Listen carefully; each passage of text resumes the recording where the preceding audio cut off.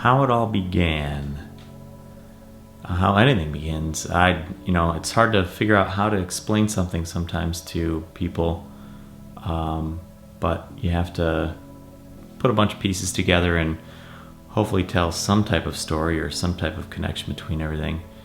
So I'm going to try to make some connections between this beginning of the earth, life on earth, and then sort of the different types of organisms out there and how they make a living or how they get their energy. So one of the things that I always stress is no matter what comes out of my mouth, you never have to believe any of it. You should know about stuff. There's lots of things out there that I know about that I don't necessarily believe. Ghosts, Bigfoot,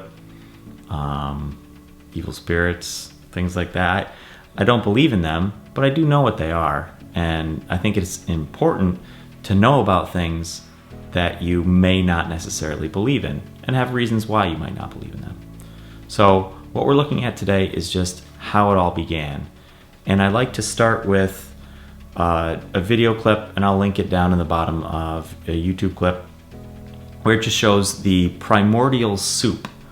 And what it's talking about is the first liquidy goodness that was on planet Earth, where it had all the right stuff put in place for organic molecules to start to form, and then those organic molecules ended up fitting together in such a way that you would have a living thing.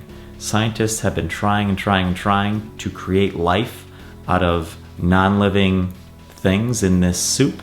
They haven't been able to do it yet. They've been able to produce pretty much every single piece that you need, but they just haven't fallen into place and had that zap for that life to start. But that doesn't mean we don't think that's the way that it had begun. So that's the primordial soup. And the first types of organisms that it's believed to have existed are going to be what we call CHEMOAUTOTROPHs. And we're going to break these words down to see sort of why scientists have named them these things. So chemo, that's an easy one. We probably know that that's going to deal with chemical. And then we'll hear auto, and an auto is going to be something that is going to do something on its own or itself. And then troph is going to be like how it nourishes itself. How does it get its food? So a CHEMOAUTOTROPH is nourishing itself from chemicals. And in particular, it's making its own organic food. So they don't need any assistance from any other thing. They don't need to eat something. They also don't necessarily need the sun either. So we find these in deep sea vents and really harsh environments, something where it might be very similar to how life started on the planet Earth. So then we also will go into, instead of a CHEMOAUTOTROPH, we can just say an autotroph. And an autotroph, auto again is self, troph is nourish. It's going to make stuff on its own, and autotrophs typically are going to be things like plants. Plants, where did it get its energy from? It didn't eat something. It ended up going and went out and collected its light energy through photosynthesis and got its nourishment that way. Which leads you to, what am I? I am a CHEMOHETEROTROPH. I collect chemicals. Hetero in this case is other. I'm getting stuff from other places, from other individuals or other things. And then troph, I'm going to nourish myself from those other organic molecules that I'm going to collect. I can't make them my own.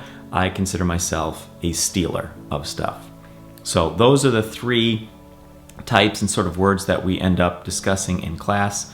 Hopefully they kind of make sense. And you start to see them around as you start living your life. You'll start noticing autotrophs there, heterotrophs over there, chemotroph over there, autotroph over there. And you sort of piece those pieces together, just doing your thing, just looking at stuff that's out there.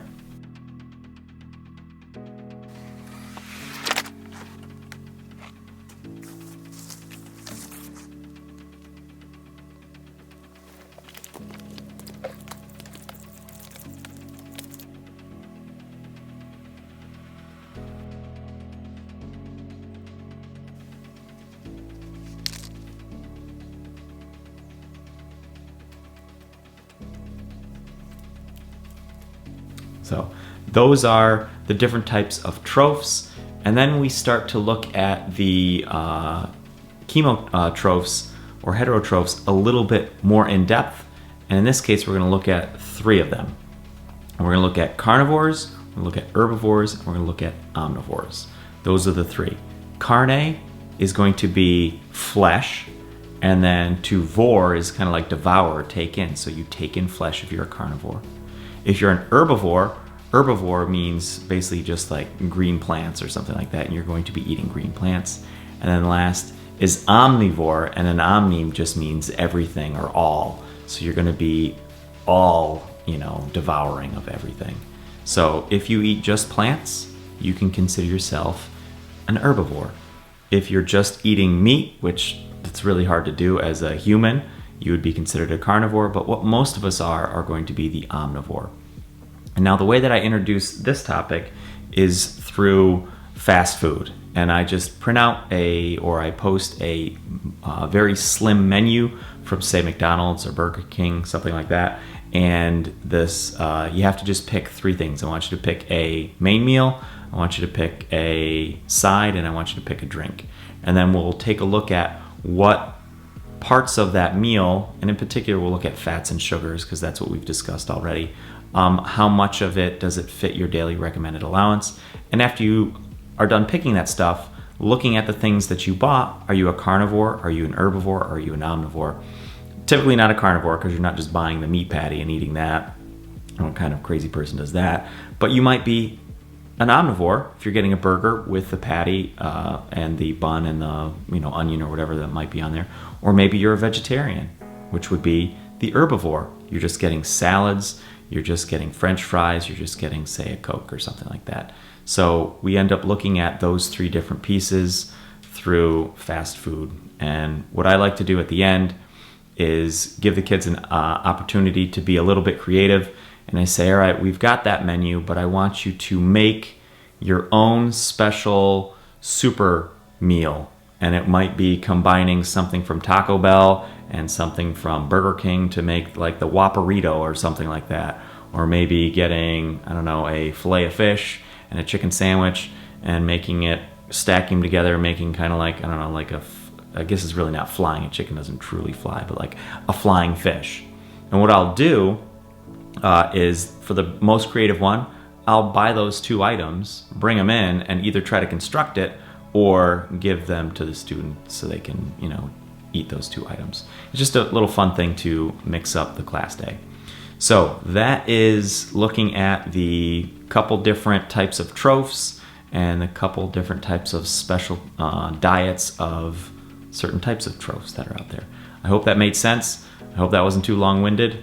I'm going to enjoy my apple, and I'll see you on the next one. Bye.